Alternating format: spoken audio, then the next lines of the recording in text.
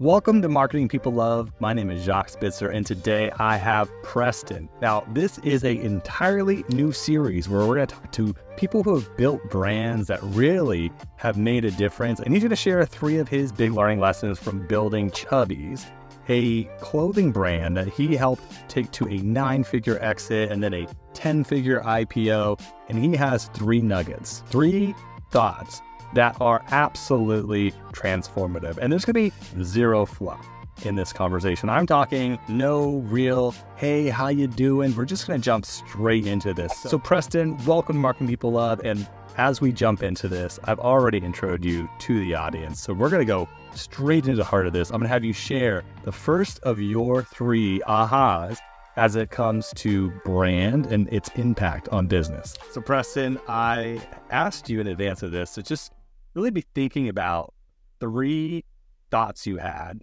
around brand that you have learned the hard way over the last decade plus, obviously successfully growing and scaling a brand, but also just being probably mentors to other brands, everything else. I know you're passionate about this. I follow your content. So let's take these each one at a time. Let's take us through number 1. What's one of the things that really you reflect on about brand that stands out to you? Yeah, man. And so yeah, one of the first ones here, and this is like in the realm of just revelations that just totally changed how I think about this stuff, particularly as it relates to brand. And the first one is this idea of play stupid games, win stupid prizes, which I'm a big fan of this guy named Naval. Follow him on Twitter, super smart, cool guy, great Twitter threads. That's where I found out about this quote. I later found out that it's in a Taylor Swift song. So whatever works for whoever listens. We need to know. It's got to be T Swift. All right, Taylor Swift. She is, after all, the one who made Travis Kelce famous. So if we're talking brand and we're talking about brand going to 2024, absolutely. Exactly. So that's I think the first one. So what's the idea? The general idea is that we at Chubbies, I think we got really, really good at performance marketing. And we thought that was our game. And I think we got pretty good to where we won that game. And then once we won it, we realized that that was not the game we wanted to win. And why is that? It's because sort of the negative externalities of winning that prize, or put differently, the fundamental business impact was completely disconnected with what we actually wanted to create in our business. Interesting. And specifically, like as we looked at traffic sources from our new customer revenue, we saw that paid was becoming an ever-increasing percentage, which is like the opposite of what you want, right? Yeah. When you're building a brand, you want as much new customer acquisition as possible to kind of be able to go in those unpaid buckets or the owned and organic channel buckets. And so when we saw that going the opposite direction, while we were quote-unquote winning the game of performance or performance DR, that for us was just sort of like, oh, okay, kind of like a mind blower as it just relates to, we thought we won, but we actually totally lost. And so to clarify for people listening too, a lot of times we see this because you all are, started strictly direct to consumer, correct? Strictly direct to consumer for majority of the life of the business. Yeah. And so, there is a reality starting out that you need to, properly bring in customers, you need to grow. And a lot of times the marketing channels themselves can almost act like crutches. It's an interesting word I would use, but it's like, okay, well, I put money in, I get money out. Sometimes some months they're profitable, maybe some months not. It just, it all kind of depends. Yep. But almost all of your focus is going into that rather than necessarily building the totality of the brand, right? And is that really more what you mean, that you guys were so hyper-focused on a certain number of channels or type of creatives that you didn't explore or put time into learning other muscles? And how would you have, if you could rewind the clock, gone back and done it differently? Yeah, totally. I mean, I think we would have picked those games differently. When we started, we had no money, so we couldn't spend money. And we were super creative. We did cool stuff that was notable and memorable and free or near free. And that was, I think, when the level, not that we stopped becoming creative or stopped being creative, but we did cool stuff that allowed us to get reach, to get noticed, to do things that were memorable, right? Start to build those associations. And then, you start selling some product and you start getting some money in the bank. And then you also just, the theory of putting money into the meta machine and 15 minutes later, you get 5.7 out. Like that, again, in theory, is extremely compelling. Sure. And then it just becomes like a video game, basically, to just like tweak all the knobs and take this metric, drive it 15 basis points and do this whole thing. So yeah, I mean, I think to your question, we got really heavily into just performance DR, tried to infuse our personality into it as much as we could. But I think, as you know, when you then start that optimization loop around, hey, this is the metric I'm trying to drive, whether it's ROAS or choose your metric, you then go further and further down the road toward that thing. You do more of what works, less of what doesn't work. And so I think we also realized that kind of the soul of what we were doing was diminishing as time went on. So I'd say, like, how does that tactically manifest? Well, I'd say a larger preponderance of white background, flat product shot, stretching, focusing on product features. So just like product offer urgency, I think, became the name of the game for us, where maybe earlier on and where we learned we needed to go, it was, what's the story? Why do we exist? Totally. Are we memorable? Are we famous, and for good reason? Are we doing things that earn that? So anyways, it's interesting. I think that might start to answer your question. It sounds like a little bit, and let me mirror this back and see if it sounds right, because I think, please, I think I've personally just seen this so many times, over the last decade plus of working with brands is, when you first start something, the whole premise that you said earlier, we had no money, right? And so you knew that in order to succeed, you had to get people to fall in love with the brand. And yes, the product has always had features, but I remember early Chubbies ads, and I remember they were outlandish. Like just as many great brands are even today, that they were something that gave the audience something. I always reflect on the fact, and this is a little bit of a sidebar, but I'll bring it back, that there's a reason that almost all insurance ads have humor, or all beer ads have. It doesn't make the beer taste better. I was talking about this exact thing. I'd love to. Maybe we can come back to it later. We'll have a whole section on this. But my thought in this is like, well, what is the role of humor in these ads? And it's that you're giving people something. You're literally giving them something. You're giving them a smile, you're giving them a laugh, you're giving them joy. I've been known to say, what is the ROI of joy, right? Like, I don't know. It's magic. And what happens is brands, they start there. Some of them start there. Some of them have that. And then all of a sudden, the operational challenges of the business take over. Okay, well, we over-indexed and got too many of these specific print shorts. We need to liquidate them. And, oh, well, this one photo of this one print is absolutely crushing for us. And brands start to like push into the operational needs of the business, and almost like that, to your point, what number or metric, rather than having a sense of, can we continue to build on the magic that we have? But let me ask you this, because you have so many reactions to this, but you all were successful. You got to what, a 9-figure exit, right? Like, there can't be too many regrets. But where do you feel like where does that advice come from for you in this?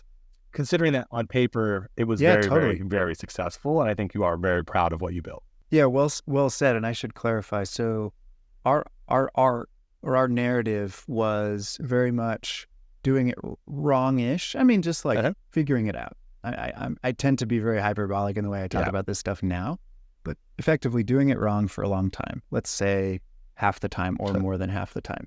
Making a ton of mistakes, learning, trying to figure it out, implement fixes, and then really starting to hit our stride where, we did transition to more of a balance of brand and activation, or awareness and conversion. whatever terms you want to use. But we did get there after learning a lot, making all of the mistakes in the book, feeling firsthand the pain of over-reliance on strictly DR. So yes, you're absolutely right. I look back on the journey extremely positively because I think the mistakes we made hopefully will be able to help others along the way so that they don't have to go through the whole thing that we went through. So yeah, totally. I mean, I think the general arc was we went from, let's call it 95% of our dollars going towards DR, 5% to the nice to have brandy stuff, while always trying to, again, infuse humor and fun into everything we put out. But with the goal, like the success measurement being how many purchases did it drive on a 7-day last click or 7-day click, 1-day view, whatever it might have been. And then the brandy stuff, try it. Second, you miss your number, to your point on operationalizing. Second, we missed that monthly number. That was the first thing to get cut. And then maybe we'd try again next quarter, see if we could get some budget for brandy stuff. Evolving to this understanding that, yeah, there is a way to quantify stuff outside of what happens on a last click basis in 7 days. And that was the huge revelation for us. And I think we had to build a lot of it in like internal hacked together manual things. But the point is that, to your point, you said earlier, like we're performance marketers at heart. Like that was the foundation of how we built this thing. And I think a lot of very similar to, I think, how a lot of these other modern brands are being built. Like that is kind of how you can get that hockey stick at the beginning. I mean, you also mentioned Liquid Death. Amazing example of not doing that. But I think in the realm of Chubbies and similar-ish brands, like you could grow really quickly on the meta machine, right? But you reach that ceiling and then you got to find other ways to do it. Or you start selling across multiple channels. So we started selling on Amazon and doing wholesale and ended up being great growth drivers. But like the bottom funnel demand harvesting stuff just wouldn't help us sell through a Nordstrom, right? So there are defensive things and then offensive things as the business grew that allowed us to get to a place where yeah, we did figure some of this stuff out. And I think we did get into a place, again, after making all the mistakes in the world, even trying to do brand building and focusing on it, later finding out that we did it totally wrong. And I could talk a little bit about that.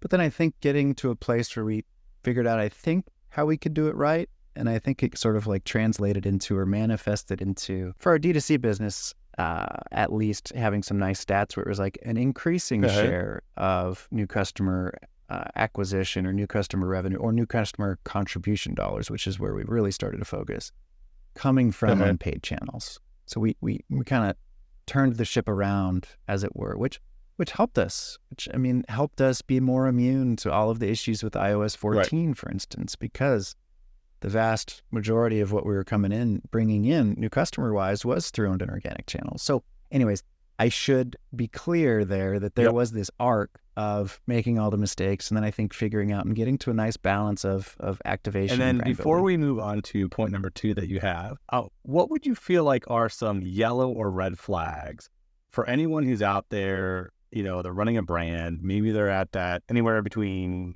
15 to probably 100 million plus in revenue, but they are so heavily indexed right now towards maybe, 80-90% of spend or investment, I should say, is in like 1 to 2 channels. And they're doing the thing you said, they're putting up, different SKUs. They've maybe feel like they've lost some of the heart and soul of their storytelling. What are some of those red or yellow flags that you would see with a brand? Sure. 2 or 3. 1, you feel it. As a marketer, you feel it. You feel like something's off. You're like, is this all there is? This can't be it. I'm feeling the erosion of performance. I'm feeling, right? You feel it. So I think that's one, is just like, listen to your gut. And I think a lot of us, I'm not operating anymore, but I still include myself in this sort of like broad brand builder bucket. I think a lot of us have been feeling it for a while. So that's number 1. Number 2, stats, like numbers. So for at least your digital business, it comes back to, I think, we'll focus on new customer acquisition. New customer acquisition coming through owned and organic or unpaid channels. Ideally, you're looking at the contribution dollars there and the contribution margin there. But is the percentage and the gross tonnage of dollars coming in through these unpaid channels growing or shrinking? If it's growing, honestly, you probably don't have a problem. But if it's shrinking, it's a red flag, or at least a yellow flag. And I think those are kind of the two things. I mean, I think broadly you can look at your contribution margin and your contribution dollar generation, but if you focus on like contribution dollars coming through unpaid channels, particularly as it relates to new customer acquisition, is the percentage of total going up or down? Ours was going down, and it got to a place where it was like kind of freaky, where if, to take a step back, I define brand in a financial sense as the money you have coming in if you turn everything off. Interesting. So that the strength of our brand, even though we were putting out lots of funny content for, let's call it chapter 1 of the Chubbies story, the financial strength of our brand, even maybe on the surface, there was like, oh, you guys are funny. It was low.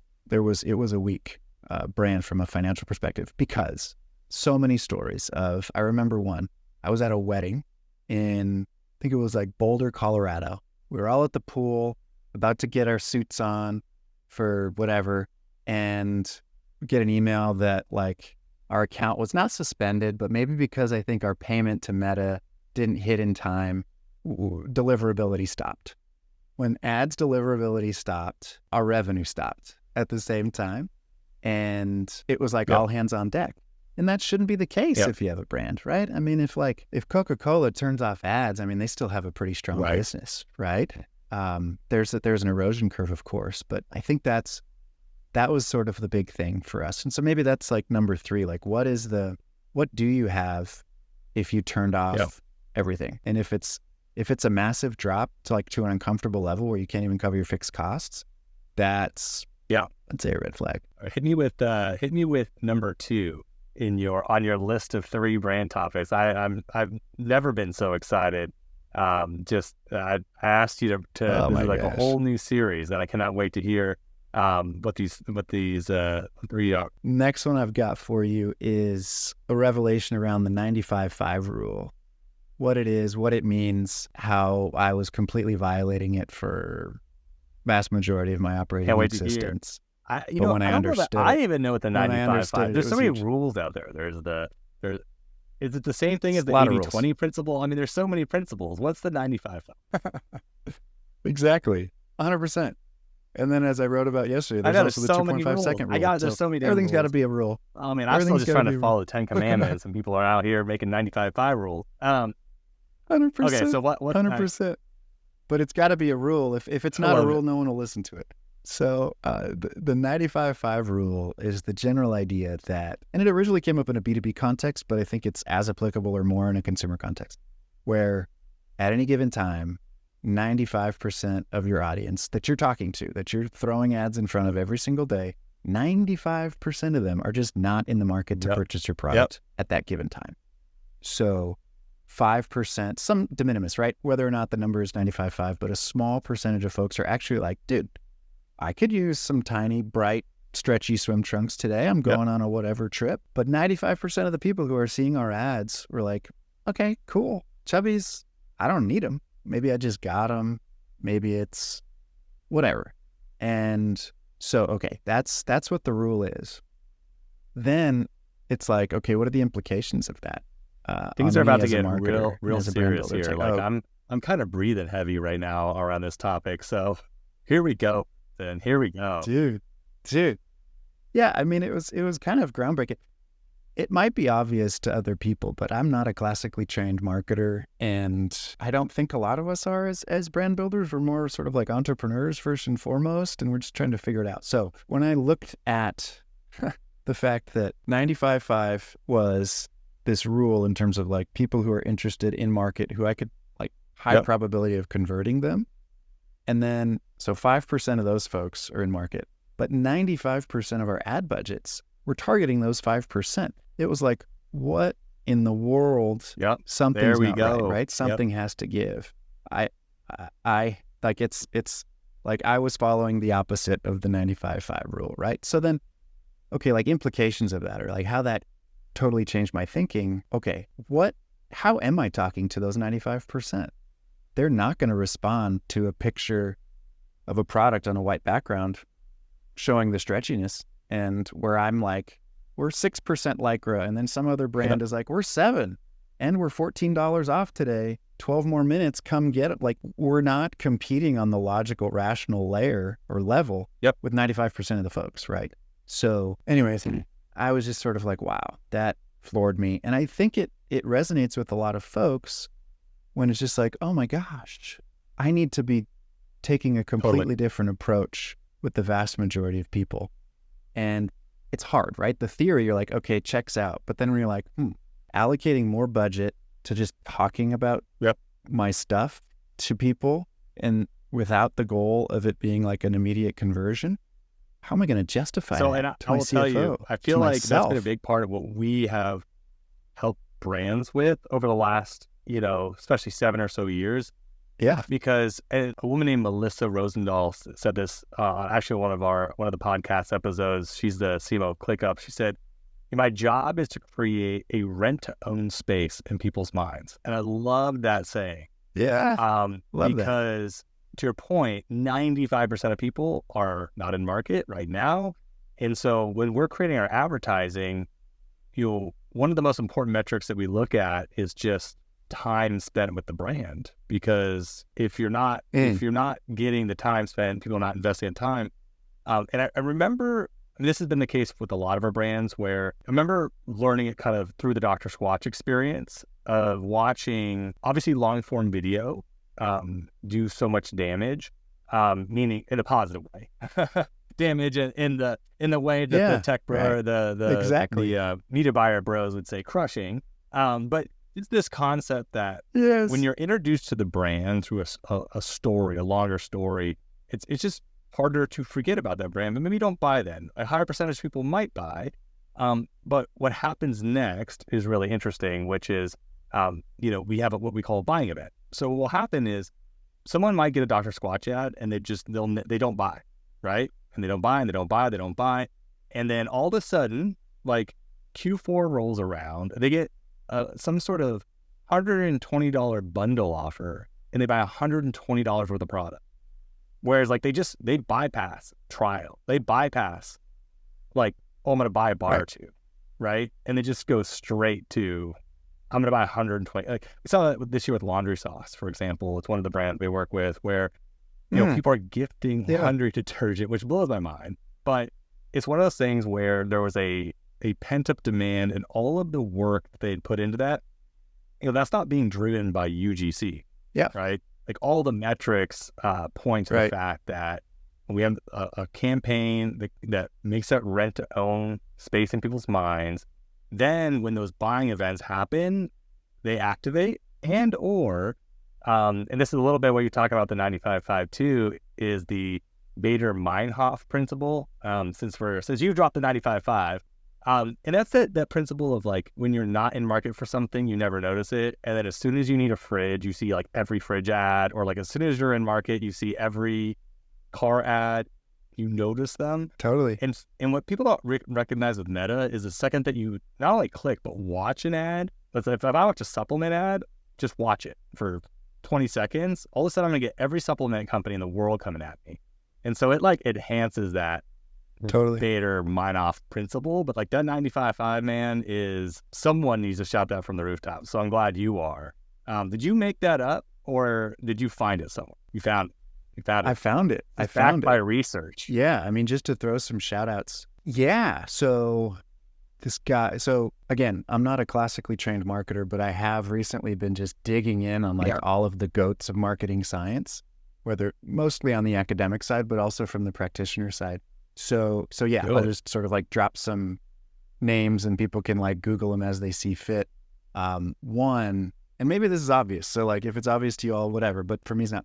The Ehrenberg Bass Institute of Marketing Science. They're out of either Australia or New Zealand, which is awesome. But John Dawes from Ehrenberg Bass, these are all professors, but then they created this awesome organization, blah, blah, blah. And he's the one who came up with this 95.5 rule. And so like, data, there's data to support it. The other guy that I've been like digging in on who actually wrote about this is this guy, Tom Roach. And he's actually a practitioner out of the UK at, I think, an agency called Jellyfish. But like his writing is dope. He's got a great blog. So I've been learning a lot from these folks, and they're how I stumbled upon 95.5 rule stuff, which is just like super cool.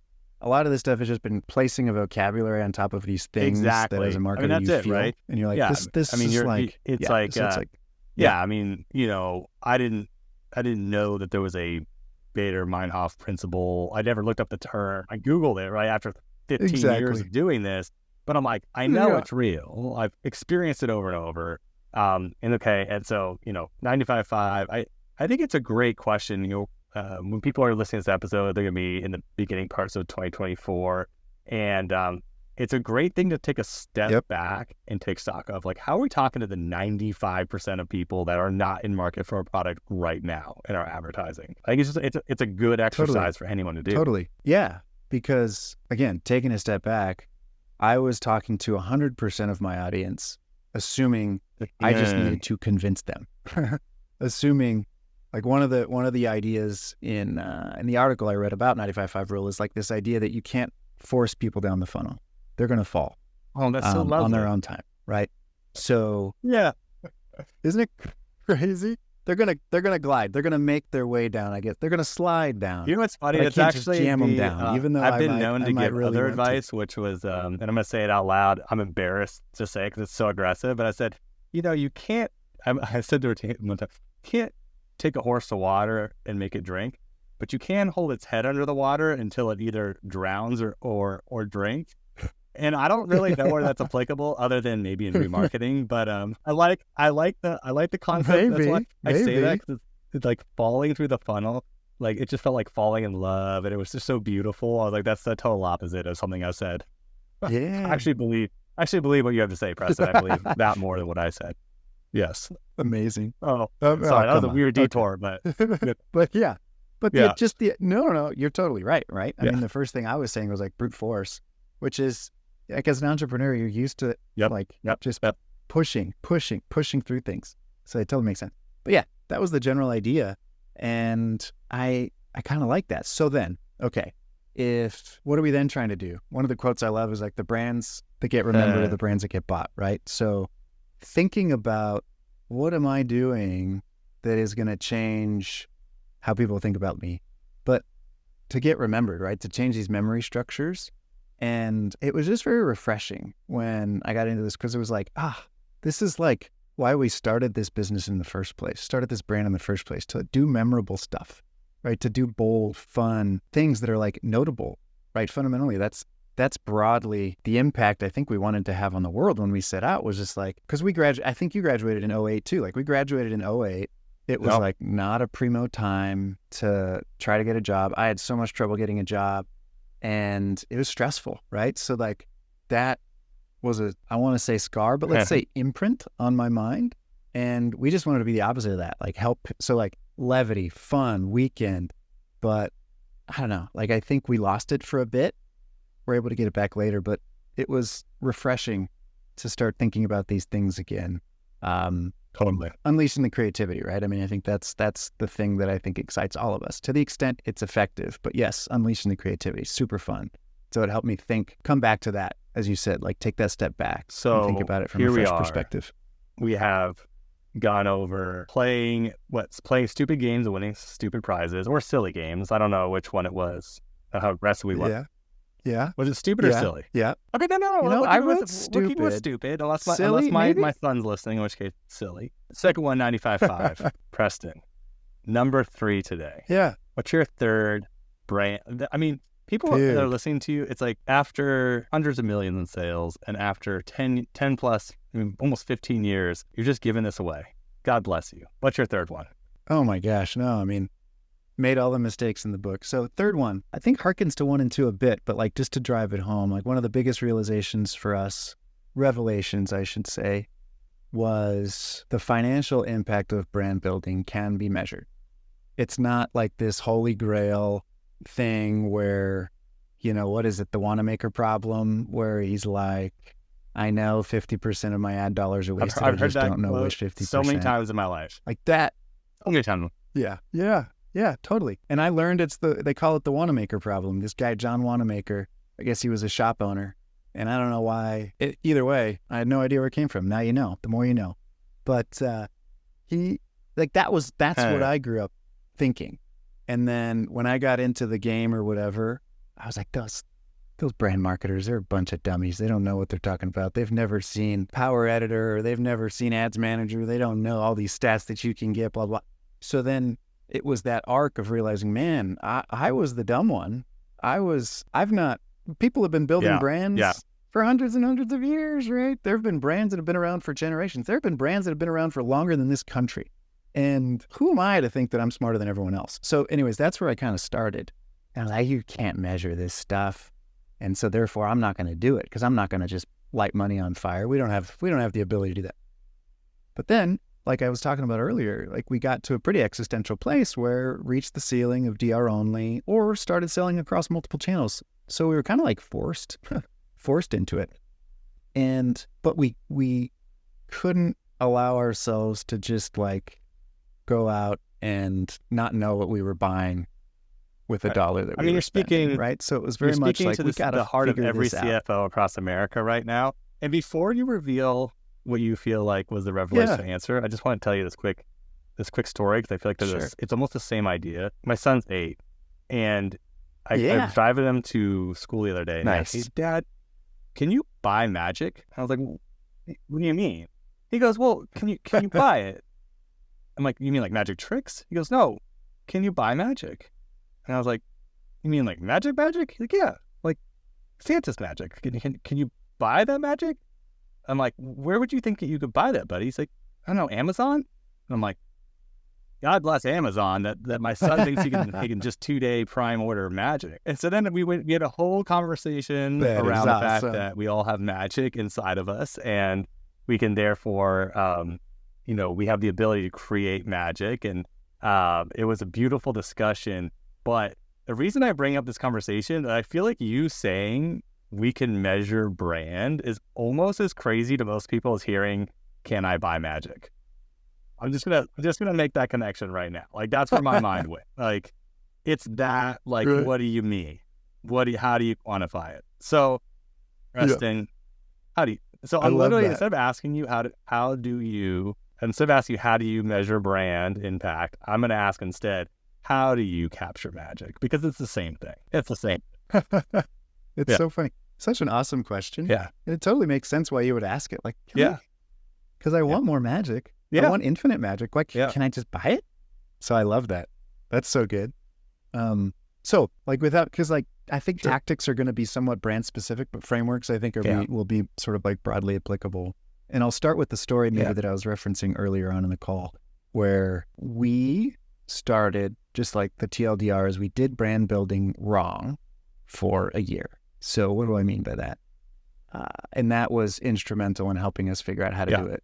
I wouldn't say right, but better. So we had this general idea that we were pretty dumb. Like, we heard brand awareness before. So we were like, okay, what does awareness mean? Awareness probably means like getting a lot of video views. Okay, let's try to get a lot of video views this year, because people had told us that, brand stuff takes a long time. So commit to it for a long period of time. And we're like, okay, we'll do it. We'll do it for a year. And so video views became our metric, right? The dependent variable around which, like, that was our goal. Drive video views.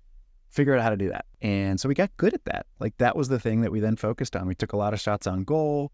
We then, meaning put a lot of content out, start organic, with then paid, you'd sort of support it with dollars as needed, but focus on what drove views, went viral a lot, which is great. And I don't know if this is factually correct, but got some article saying that Chubbies was one of the top 10 most viewed brands in the world for a period of time. We then did the retro on it and we're like, bummer. Doesn't seem like there's any discernible incremental business to show for this. So that's not great. That's kind of humbling. And whether or not it was, so the TLDRs, we chose the wrong metric to optimize for us. Not saying broadly, right? Video views is bad for us. And it could have been the creative, right? Because we were doing more and more of what goes viral is probably less and less of what makes how Chubbies can sort of rent to own a spot in the mind of our audience, right? It was more just meme stuff, maybe, right? I don't know. I haven't done I'm still going through that process, that ex post facto rationalization. But what that helped us figure out is I think the main like takeaway of like brand can be measured is there is a way to connect a metric moving to future sales. And this isn't new, right? The largest brands in the world, as you probably know, Sure. they run massive survey programs, and then they use survey results to back into whether it be aided, unaided, whatever the metric you want it to be is. And then they spend 8 figures a year with these massive like marketing science consultancies to build these massively complicated marketing or media mix models with a million variables to help them understand, okay, what did I get with what I bought? Brands like Chubbies, brands like everyone else who are, let's call it sub Fortune 500, don't have enough money to spend $10 million a year on this whole thing. So, but we tried. We spent so much money on surveys because we thought that's what brands did. And realized, I mean, we all know the potential issues with surveys, but we were like, we need real-time data that to us indicates brand. So I think like earlier on, I kind of made the point, like the financial definition of brand is what you have in terms of like business or revenue or contribution dollars when you turn everything else off. The sort of like the amalgamation, like the digital definition of your brand is like the amalgamation of all of these non-revenue digital behaviors that people perform on behalf of our brand. Obvious things, right? Organic sessions, share of search, follows, list additions. They're all behaviors that have different values to them, right? I mean, and they're different per brand, and they're different based on time of year. But I think that's sort of like the core of it is like we started trying to get really funky on understanding those values, and it was really hard. Like we just fundamentally couldn't do it for the first many years of our business because we didn't have the resources, we didn't have the capabilities. But I think it's that general idea that you need to pick the right KPI that represents brand building because you have it for your DR. Right. You purchase, you got revenue, you got like that conversion value. It's like a very obvious thing. It's revenue. But anything we did, and I think this goes for everyone else, anything that you do on the brand building side certainly won't drive as much revenue as your DR and whatever your short-term attribution window is, especially if you use last click. So it's going to pay out later. You just don't know how and how much, but you can start to quantify these things so that you don't light money on fire like we did. You got to pick that metric. You got to do that analysis. So I think that was the huge thing for us. Once we started like wrapping our heads around it, and every brand's going to be different in terms of like how they do it. But that's like the big thing is being able to like, okay, if I'm going to do stuff and if I'm going to invest resources where the objective is not to drive short-term revenue, got to be accountable to something, right? And that thing that it's accountable to, hearkening back to my original point of like, I don't want to play stupid games and win stupid prizes. I want to play the right games so that I can win the prizes I want.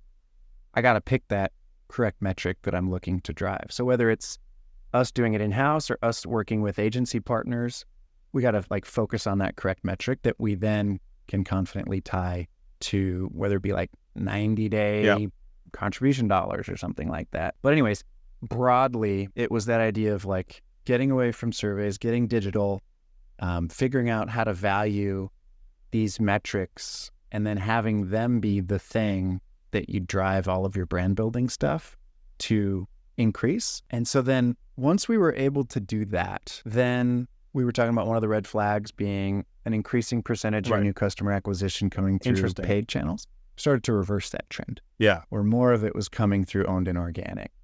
And like contribution margin started to go back up because we did the thing for the 95% where fundamentally they would come to us and purchase without having to be prompted by a DR ad, right? And that's what we're all trying to accomplish as brand builders, right?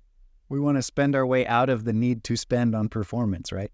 So that's what started to happen, where contribution dollars started to go up, contribution margin started to go up, percentage of new customer revenue coming through owned and organic channels started to go up. And so then that's like where things started to go. And I think those were some of the crucial factors that led to the acquisition, which is great. Feels so blessed.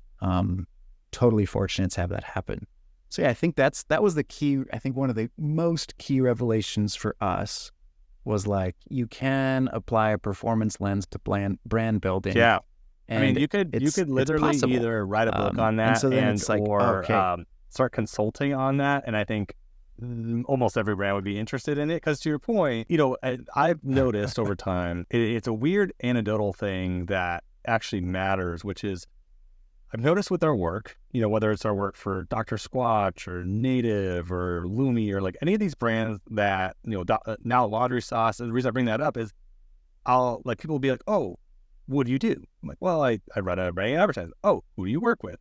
And then what's interesting is to rattle off brand names, see which ones connect with them. Obviously, it will change based on age, gender, like what market, whatever. And totally. It's Sprouts is one of our big clients, right? The grocery. And so it's funny to watch. Like, totally. 100% of people say Sprouts too, they go, oh, I love Sprouts. It's like, it's almost comical. It's just like the immediate, no one says like, oh, who are they? Or they don't go, oh, okay. Like, I love Sprouts. They're great. Yeah. And then the same thing started happening with with Native, where when I first said Native, this is like 2.5 years ago, they'd be like, it'd be very hit or miss. And then all of a sudden it was, oh yeah, I use Native, or my boyfriend uses Native or whatever. And then it went to, oh, the Centaur ad thing, the Centaur commercials. Do you make the commercials for the Centaurs? I'm like, yeah, we make it's like, they started going like, do you see the traveling of like being able to identify even that the brand exists, to be able to identify the advertising. And we were laughing.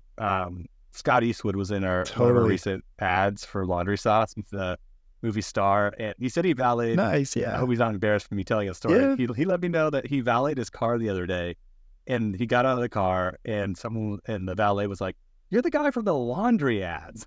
And he's like, I've been in, like, you could look at his IMDb. I'm like, I'm like, I've been in movies as well. Like, but he was like, look, he's like, the number of people that have reached out to me and said they saw that ad, people that know, like, clearly it's working. And so that's rad. Before I let you off the hook or go here, I'm still like, I'm such a big proponent of, we use the word brand formats internally, but it's like, the idea that they don't need to necessarily be completely, this idea that like performance and brand have to be completely untethered from one another. What I hear you saying is that you still expected some version of performance, but without any sort of KPIs, then you're just like floating in a non-direction. And so, you said video views were too vague, which I totally get and agree with, by the way, because I mean, who knows? I'm like, that's nice, but like, who are those views? Where are they going? A lot of times you pull up the metric and it's like, 70% of the views are in India, and you're like, we don't sell product in India. And so give us a little bit more specifics on like, where did Chubbies go from video views to brand building? What was that KPI? Are you able to share that? Something more tangible? Yeah, for sure. And the thing on views, just to like totally, I don't know. Right. For us at the time, it wasn't the right one. I mean, it might be for others. And that's the sort of like overall lesson, because the KPIs for us changed over time. Because, and here's maybe a leaving thought, is like, as brand builders, especially like performance marketers, but to your point on like brand formats or whatever the right term is, but like fundamentally we are, I like to say, like little Warren Buffetts, right? And rather than having companies be the thing that we're buying behaviors. And the behaviors we quantify have a cash flow stream associated with them, and a probability and a cost. So same thing with like Mr. Warren Buffett and the companies. So like when you buy revenue in the short term, super high probability, right? Because it is revenue. It is a purchase, right? So 100% probability, and the conversion value. You don't know how it'll pay out over a longer period of time, but for that 7 days, right, you got it. And the cost to get it. You can only do that, right, so long. Ben from True Classic was just on limited supply, and he was talking about like marginality. And so understanding that marginal cost to acquire your next customer, essential, and then focusing on contribution dollars, which is essential, right? So you got to get there. But then once your marginal cost goes beyond that threshold, you got to look elsewhere if you want to grow. You could either turn it off, which some people do, or you could explore investing in or buying these other digital behaviors. So let's say an organic search or a branded search. Let's just say a branded search. Or you could even say like an email ad, right? We've all done things where we tried to push email subs, right? We gamed it a little bit and, you saw that the value of it went down, but organic ads have a value. You can do the cohort analysis on those sorts of things. Let's just say it's an email subscriber, which I think for us, for a period, could have been. You have, as you do your cohort analysis, look at your historicals, you have a probability of that payout. And then you kind of know what that payout is on a cohort level. All this stuff like requires data and spreadsheets and like mathy stuff. But it can be applied to the brand building things too, because fundamentally it's not brand, it's not DR, it's not like these separate buckets. It's buying behaviors that translate into cash flow streams with the probability attached to them. No, it's not. And I mean, it's literally, like maybe that's too for a lot of people, I think they have that for or their channels. mathy. They have that for their sales teams. They have it for, it's like, they do, like... Yeah, exactly. Think about it. They have it, if they're at retail, they have it, just the retail layering channels, that the product on top sitting of on the brand shelf. stuff. They have a relative probability of how much sell-through they'll have based on historical data, blah, blah, blah. I mean, to your point, it's just, it can fall by the wayside because it's not as sexy sometimes or as immediate as, I shouldn't say sexy, I should say immediate as the one-to-one. Exactly. It's very sexy. Yes. I mean, more profitable acquisition is very sexy, right? Yeah. I mean, and I know you're not saying that it's not that. So yeah, it's very sexy, and it's being able to identify it, right? And so yeah, I think the thing I would sort of like leave us with is one really cool. I don't know if you've heard of Les Binet. He's another guy out of the UK, like one of the goats on advertising effectiveness. I wrote a post on it recently. But a couple of things that he's really dope at. One, he's been doing a lot of research on share of search, movements in share of search, connecting with movements in market share. And when your share of search, for instance, in your competitive set is higher than your market share, high probability you're going to grow, right? So you could start and you can track share of search yourself. Like you could go into like whatever, Google Trends or Google Search Console or whatever, set your competitive set, and you're off. So that's one potential metric that people can start looking at, right? And then another thing that he talks about is one of the things you hearkened to a second ago, which is like, it's not like brand and DR are in conflict. Like they work together most ideally. And like he talks about whether or not it's right, like a 60-40 split where 60 to brand, 40 to DR. And and then has like these dope charts validated by company data showing how like the brand starts to build that base off of which the DR just like grows and grows and grows, and they work together perfectly. And it's like, holy shit, I've been sorry if I'm not supposed to cuss. Holy cow, I've been wanting to. I was talking about this earlier, like have a vocabulary for all these jumbled thoughts that as a marketer I've had in my mind for so long. Like these are some visuals that I've because they've written these awesome papers about advertising effectiveness. Which are just so awesome. And I would encourage everyone to just like dive in, follow the guy on Twitter, lots of good YouTube videos, LES_BINET, really cool. And I think it helps brand builders start to have a little bit more confidence being able to walk into that meeting with the CFO and be like, yo, this is the investment. This is what I'm going to get with this investment. I have confidence in it, and you should have confidence in it too. Yes, I'm making a bet, but we're also making a bet with our DR, and we all know that DR attribution is wrong in and of itself as well. And that was a really hard thing for us, like to just close it out. Like walking into that meeting, whether it be with the board or the CFO or other co-founders, and just be like, we need to do this brand thing, and we need to allocate this much money to it. And then the obvious response is like, why? And then I would respond like with, that's not enough. It's the right thing to do. That's not enough especially when that's just not compelling, right? That's just not right. So being able to have these metrics that tie to business, it's like incumbent upon us as marketers to do that work because it is possible. And so hopefully some of the stuff that I talked about today can help in that. The best place for if people regard. Just can't get enough of you, which I get a feeling they won't be able to.